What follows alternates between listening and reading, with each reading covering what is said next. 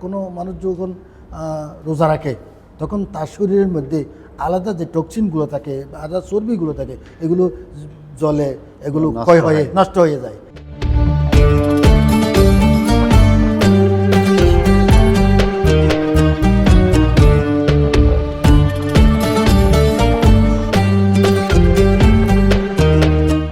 আলহামদুলিল্লাহ রব্বিল আলামিন ওয়াসসালাতু ওয়াসসালামু আলা রাসূলিহিল কারীম ওয়া আলা আলিহি ওয়া আসহাবিহি আজমাইন।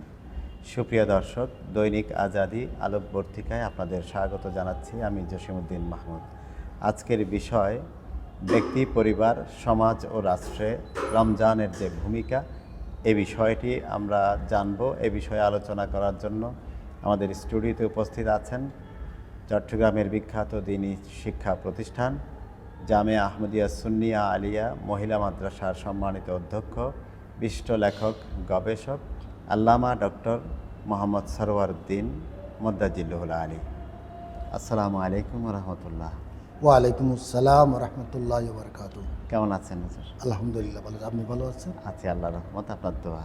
আজকে আমাদের বিষয় ব্যক্তি, পরিবার, সমাজ, রাষ্ট্রে রমজানের যে প্রভাব, এটা আমরা আপনার কাছ থেকে জানবো। ব্যক্তিগতভাবে রমজান আমাদের কি উপকার করে? মাহে রমজান একটা আল্লাহ রব্বুল আলমিনের পক্ষ থেকে প্রদত্ত।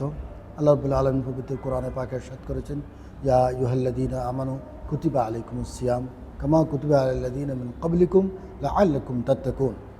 এখানে আল্লাহ রব্বুল আলমিন সুস্পষ্ট বলেছেন, ইয়া আইয়ুহাল্লাযীনা আমানু কুতিবা, কুতিবা বমানা ফুরিজা হয়েছে, ফরজ করা হয়েছে, ফুরিজা ফুরিজা। অর্থাৎ অত্যাবশ্যকভাবে এটা দেওয়া হয়েছে, নির্ধারণ করা হয়েছে। তো এই কুতিবা আলাইকুমুস সিয়াম, সিয়ামটা সাধারণত শুধুমাত্র রোজা রাখার নয়, এটা সিয়াম সাধনা। এটার একটা বিষয় এমনভাবে নির্ধারণ করা হয়েছে কোরআন হাদিসের মধ্যে যে এটা একটা সাধনা, এটা একটা চেষ্টা, এটা একটা মানে প্রশিক্ষণ, ট্রেনিং। তো একজন ব্যক্তি যখন ট্রেনিং করে, তো ট্রেনিংটা প্রথম শরীর দিয়ে শুরু হয়। যে কোনো ট্রেনিং আপনার সাধারণভাবে অন্যান্য ট্রেনিংয়ে গেলেও সেখানে শারীরিক ফিটনেসটা দরকার আগে রাখে। তো ব্যক্তি যখন রোজা রাখে তখন তার খাওয়া দাওয়া পরিশীলিত, পরিমিত, তখন সে নিজেকে মনের মধ্যে, শরীরের মধ্যে একটা আলাদা অনুভূতি, ফ্রেশনেস আছে। হ্যাঁ, এবং বৈজ্ঞানিকগণ, চিকিৎসা বিজ্ঞান প্রমাণ করেছেন যে বন্দা যখন, কোনো মানুষ যখন রোজা রাখে তখন তার শরীরের মধ্যে আলাদা যে টক্সিনগুলো থাকে বা আলাদা চর্বিগুলো থাকে এগুলো জলে এগুলো ক্ষয় হয়ে নষ্ট হয়ে যায়। তখন সে তার মধ্যে একটা শারীরিক সতেজতা ফিরে আসে। আমরা এখানে একটা জিনিস খেয়াল করতে পারি, যেমন গাড়ি, যাদের গাড়ি আছে বা ঘড়ি আছে, গাড়ি কিংবা ঘড়ি এগুলোকে যদি একবার সার্ভিস দেওয়া হয় দেখা গেল অনেক দিন ভালো চলে। ঠিক একই রকমভাবে 12 মাসের মধ্যে একটি মাস আল্লাহ রাব্বুল আলামিন আমাদেরকে এটা সার্ভিসিংয়ের জন্য এই বিষয়টা রেখেছেন। তো এই দৃষ্টিকোণ থেকে আমরা যদি এটাকে, পবিত্র রমজানটাকে যথাযথ ধারণ করতে পারি আপনার দৃষ্টিতে, তাহলে আমরা কি কি উপকারগুলো পাওয়া সম্ভব? আমরা অনেকগুলো উপকার পেতে পারি। বিশেষ করে কোনো মানুষ যদি এরকম 30টি রোজা কামাহুকুর আদায় করে, তখন দেখবেন শারীরিকভাবে সুস্থ, তার কোনো ওষুধ খেতে হয় না, ডাক্তারের কাছে যেতে হবে না। এটা পরীক্ষিত, এটা চিকিৎসা বিজ্ঞান প্রমাণ করেছেন। তারপর তার মধ্যে একটা টাইমিং, যে সেহেরিকাতে ওটা সময়ের একটা নিয়মিততা এটা এসে যায়। এটা একটা ব্যক্তির জন্য অনেক বড়। এখানে কিন্তু আরেকটা বিষয়, সময় কিন্তু অত্যন্ত দামি মানুষের জন্য। এই কারণে আল্লাহ রাব্বুল আলামিন 5 ওয়াক্ত নামাজটাকেও সময়ের সাথে বেঁধে দিয়েছে কিতাবাম মাওকুতা করে। সুতরাং মানুষের জীবনে সবচাইতে যেহেতু দামি তার সময়, সেই কারণে সময়ের ট্রেনিংটা সবচাইতে বেশি রমজানে আমরা অনুভব করতে পারি। তো এই দৃষ্টিকোণ থেকে আমরা রমজান ইমানের পরিপূরক বলা যায়। ইমানটাকে তাজা করার জন্য রমজানের আমলটা অনেক উপকারী। সেই দৃষ্টিকোণ থেকে ইমানের সাথে রমজানের সম্পর্ক আপনার কি ভালো? আসলে এটা অনেক একটা তাৎপর্যপূর্ণ বিষয়, যেহেতু আল্লাহ রাব্বুল আলামিন পবিত্র কোরআন অনেক জায়গায় বলেছেন, ফামান শাহিদা মিনকুমুস শাহরা ফালিয়াসুমহু, তোমরা যখন এই মাসটা পাবে তখন তোমরা রোজা রাখবে। তো এখানে যে এই মাসটা পাবার অর্থ হলো যে ইমানের সাথে পেতে হবে। কোনো বেঈমান তো এই রোজা রাখবে না, এই রোজা রাখলেও তার সেটা কোনো কার্যকারিতা হবে না। তাই এই রোজা যখন পাবে, মাহে রমজান একটা মাস, রোজা হচ্ছে ইসলামের মধ্যে দ্বিতীয় স্তম্ভ। এই দ্বিতীয় স্তম্ভটা এই জন্য আল্লাহ রাব্বুল আলামিন দিয়েছেন যে রোজা রাখার ফলে বান্দা আল্লাহর কাছে নিকটবর্তী হয়ে যায়, নিকটবর্তী। শারীরিকভাবে, জি। মানসিকভাবে, আধ্যাত্মিকভাবে তার চিন্তা চেতনায় আল্লাহকে ধারণ করার মাধ্যমে, হ্যাঁ, নিজের ক্ষুধাটাকে নিয়ন্ত্রণ করার মাধ্যমে। এটা এমনভাবে আল্লাহ রাব্বুল আলামিন দিয়েছেন, এত গুরুত্ব দিয়েছেন। রোজা 1 বছরে 30 দিন 1 মাস ফরজ, এটা রাখতে হবে। রাখতে হবে। হ্যাঁ, এটা যদি অন্য মাসে রাখতে চায় কিন্তু পারবে না। আপনি একটা কথা সুন্দর বলেছেন, রমজান এর দিয়ে রোজা দিয়ে মানুষ নামাজের মাধ্যমে আল্লাহর একেবারে নিকটে চলে যায়। নিকটে চলে যায়। এক্ষেত্রে আমরা জীবনে তাহলে আমাদের নামাজে যে সিজদার ভেতরে তো আল্লাহ এবং বান্দার ভেতরে আর কোনো পর্দা থাকে না, থাকে না। এইরকম একটা অবস্থান। এই ক্ষেত্রে রমজান এবং নামাজের যে গুরুত্ব, একটার সাথে একটার যে সম্পৃক্ততা, এ বিষয়ে আপনি কি বলবেন? হ্যাঁ, এই বিষয়টা হলো, যেমন ধরেন মাহে রমজানের মধ্যে তারাবির নামাজ দেওয়া হয়েছে, জি, এটা কিন্তু অতিরিক্ত।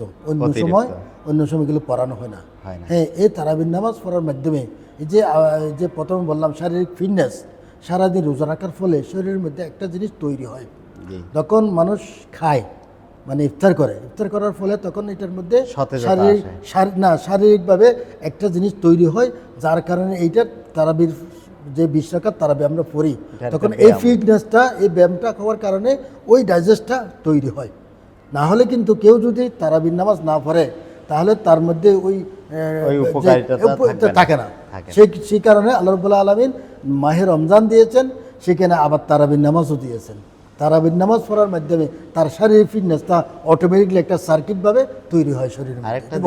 আরেকটা জিনিস রমজানের সাথে আমাদের পরিবারে যে একটা সম্পর্ক, যেমন একসঙ্গে সাহরি খাওয়া, একসঙ্গে ইফতার করা, এই দৃষ্টি থেকে আপনি কি বলবেন যে রমজানের তাৎপর্য? হ্যাঁ, অবশ্যই তাৎপর্য আছে। যেমন আমরা একসাথে বসে পরিবারের সবাইকে নিয়ে ইফতার করি, পরিবার সবাইকে নিয়ে আমরা সাহরি আদায় করি, আবার পরিবারকে সবাইকে নিয়ে আমরা এই তারাবির নামাজ আদায় করি এবং সবাই মিলে রোজা রাখি। এই রোজার যে আনন্দ, সেটা ব্যক্তি পর্যায়ে যেমন প্রভাব পড়ে এবং পারিবারিকভাবেও প্রভাব পড়ে। এই পারিবারিক প্রভাবটা যদি আমরা 1 মাস ভালো করে পরিবারের মধ্যে এটা ট্রেনিংটা করতে পারি, প্র্যাকটিসটা করতে পারি, এটা ভবিষ্যতে আমাদের মধ্যে হৃদ্যতা, মায়া, মমতা, ভালোবাসা ইনশাআল্লাহ বহুগুণে বৃদ্ধি হবে আশা করছি। আলহামদুলিল্লাহ, আপনি অনেক সুন্দর বললেন। এমনিতেও দেখা যায় ডাইনিং টেবিলে যখন সবাই একসঙ্গে বসে, কিংবা দস্তরখানায় সবাই যখন একসঙ্গে বসে, সেই আবহাওয়াটা জান্নাতি আবহাওয়া হিসাবে। মাশাআল্লাহ, জান্নাতি আবহাওয়া হয়ে যায়। তা আমরা যেন রমজান থেকে তাহলে এটা নিতে পারি, শিক্ষা নিতে পারি, আমাদের উচিত এই বিষয়টা ফলো করা। আরেকটা বিষয়, এই যে ব্যক্তি পরিবারে যদি রোজার এই ভূমিকা হয়, এটা সমাজ জীবনে কেমন করে প্রভাব ফেলে? অবশ্যই সমাজব্যাপী প্রভাব পড়বে। একজন ব্যক্তি সমাজের মধ্যে থাকে, ব্যক্তি ছাড়া সমাজ হয় না। এবং এই ব্যক্তির তারপর ঊর্ধ্বে হচ্ছে কি পরিবার। তো পরিবার এবং ব্যক্তি, সমাজ, এইটা যদি সমাজের মধ্যে থাকে, সমাজের একটা অংশ যদি ঠিক হয়ে যায়, আরেকটা অংশ ঠিক হয়, তাহলে এভাবে ঠিক হতে হতে পুরো সমাজটা একটা গণ্ডির মধ্যে চলে আসে। ইসলামী সমাজ, ইসলামী ব্যবস্থা, জান্নাতি পরিবেশ, জান্নাতি ব্যবস্থা, আল্লাহ রাব্বুল আলামিন এটাই তো চায়। এটাই চান। আল্লাহ তো একা কিছু দেন নাই। আল্লাহ জামাতে নামাজ দিয়েছেন এবং সবাইকে একসাথে মিলে তারাবির নামাজ দিয়েছেন, সবাইকে মিলে ঈদের নামাজ দিয়েছেন, বিভিন্ন ধরনের একসাথে জুমার নামাজ দিয়েছেন। জুমার নামাজ একা একা হয় না। সেই জন্য এই ব্যক্তিটাই যখন পরিবারের মধ্যে উন্নীত করে, এই পরিবারটা যখন সমাজের মধ্যে একসাথে কি হয় গেঁথে যায়, তাহলে পুরো সমাজটা সুন্দর একটা মালায় পরিণত হয়ে যায়। আলহামদুলিল্লাহ, একটা ফুল আলাদা আলাদা, কিন্তু যখন সবাই একত্রিত হয় তখন সবগুলোকে সুশৃঙ্খলভাবে সাজানো হলে একটা মালা হয়ে যায়। আমাদেরকে ওইভাবে রমজান থেকে শিক্ষা নেওয়া দরকার। আরেকটা বিষয়, রমজানে যে আমরা নামাজ পড়ি সামাজিকভাবে, এটা মসজিদে হোক কিংবা জামাতে তারাবি হোক, এর ভেতর দিয়ে যে আমাদের ঐক্য, একসঙ্গে এক কাতারে দাঁড়ানো, এর ভেতর দিয়ে সবাই যে এক আল্লাহর বান্দা, আর কোনো পরিচয় না, বান্দা। তো সেই জায়গা থেকে সমাজ জীবনে আমরা কি কি দিক নির্দেশনা নিতে পারি বা কি কি আমরা নিজের জীবনে বাস্তবায়ন করতে পারি? এটা অবশ্যই যখন এই মাহে রমজান আসে, বিশেষ করে মাহে রমজানের মধ্যে দেখা যায়, শুধু এটা আমাদের দেশ বাংলাদেশ নয়, সারা বিশ্বের মধ্যে দেখা যায়। আমরা যখন বিভিন্ন দেশে যাই, আমি একটা জায়গায় দেখেছি যে রাস্তায় গাড়ি চলতেছে, ইফতারের সময় আসলে সব গাড়িগুলোকে এক পাশে দাঁড় করিয়ে রাখে, সবাইকে নামায় এবং মেহমানদারি করে ইফতার করায়। এই যে বিষয়টা, এটা মাহে রমজানের মধ্যে বিশেষ করে দেখা যায়। তাহলে এটা হচ্ছে সামাজিক দৃঢ়তা, সামাজিক বন্ধন, এই বন্ধনটা যখন আস্তে আস্তে হতে হতে মানুষের মধ্যে ব্যক্তি থেকে সমাজ, সমাজ থেকে রাষ্ট্র, রাষ্ট্র থেকে অন্য অন্য রাষ্ট্রে ছড়িয়ে যায়, তখন ইসলামের সৌন্দর্য সেখানে।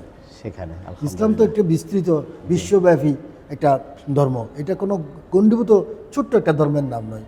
আন্তর্জাতিক পর্যায়ে যদি এগুলো আমরা প্রতিষ্ঠা করতে পারি, আলহামদুলিল্লাহ। আমরা যখন নামাজে দাঁড়াই, তারাবিতে দাঁড়াই, আল্লামা ইকবাল সুন্দর বলেছেন, এক হি সফ মে খড়ে হো গিয়ে মাহমুদ আয়াস না কই বান্দা রাহা না না কই বান্দা নামাজ। কি আলহামদুলিল্লাহ, কি সুন্দর। তা আমরা প্রত্যেকে আল্লাহর বান্দা হিসাবে দাঁড়ানোর জন্য, সবাই এক কাতারে আসার জন্য, সকল মতভেদ ভুলে গিয়ে ব্যক্তি জীবন থেকে শুরু করে পারিবারিক জীবন, সামাজিক জীবন, রাষ্ট্রিক জীবনে আল্লাহর দেওয়া দিক নির্দেশনা বাস্তবায়নের জন্য তাহলে রমজান অত্যন্ত গুরুত্বপূর্ণ একটা বিষয়। আপনি অনেক সুন্দর বললেন, আপনাকে অনেক অনেক ধন্যবাদ মাশাআল্লাহ, আমাদের সঙ্গে থাকার জন্য। আপনাকে অনেক ধন্যবাদ, অনেক ধন্যবাদ। সুপ্রিয় দর্শক, অনেক গুরুত্বপূর্ণ বিষয় আমরা জানলাম। পবিত্র রমজান দিয়ে আমাদের ব্যক্তি, পরিবার, সমাজ, রাষ্ট্রকে কিভাবে সুন্দর করে সাজানো যায়, এই বিষয়গুলো রমজান থেকে আমরা যেন শিক্ষা নিতে পারি। হুজুর সেই দিক নির্দেশনা আমাদেরকে দেখালেন, আমরা সেদিকে এগিয়ে যাব এই আশা ব্যক্ত করছি। আপনারা সঙ্গে থাকার জন্য অনেক ভালোবাসা, সবার জন্য শুভকামনা।